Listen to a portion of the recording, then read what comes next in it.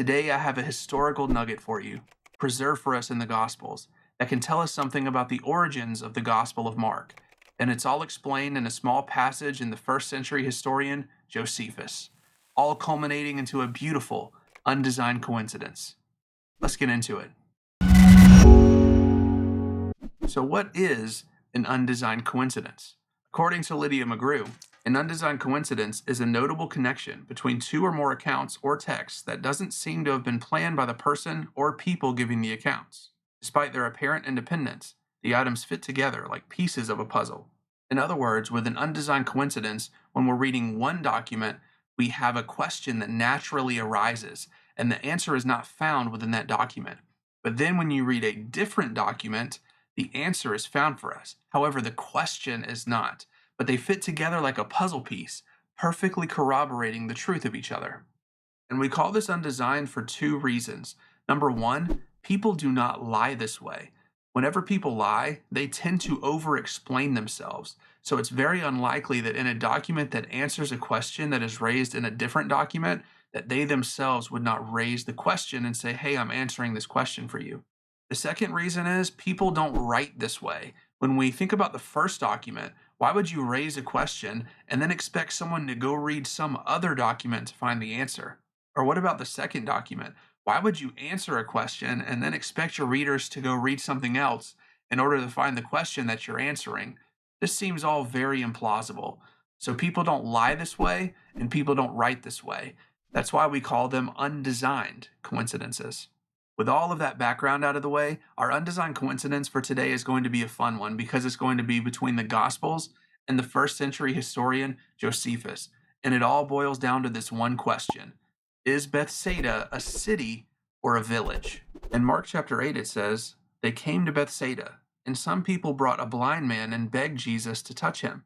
He took the blind man by the hand and led him outside the village. So according to Mark, Bethsaida is a village. But what do the other Gospels have to say? In Matthew 11 it says, he began to denounce the cities where most of his mighty works had been done, because they did not repent. Woe to you, Chorazin! Woe to you, Bethsaida! Luke chapter 9 verse 10 says, the apostles, when they had returned, told him what things they had done. He took them and withdrew apart to a deserted place of a city called Bethsaida. And in John 1:44 it says, now Philip was from Bethsaida, the city of Andrew and Peter. So why does Mark call Bethsaida a village and the other three Gospels call Bethsaida a city? I think the answer can be found in a small passage in Josephus' writings. In Josephus 18:28 it says, when Philip also had built Paneas, a city at the fountains of Jordan, he named it Caesarea.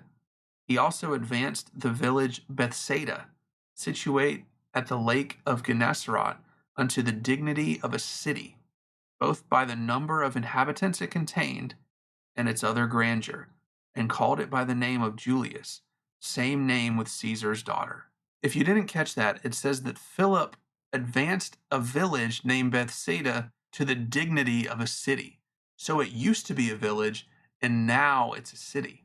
Now what gets really interesting about this undesigned coincidence between the Gospels and Josephus is which specific gospel calls it a village and which gospels do not.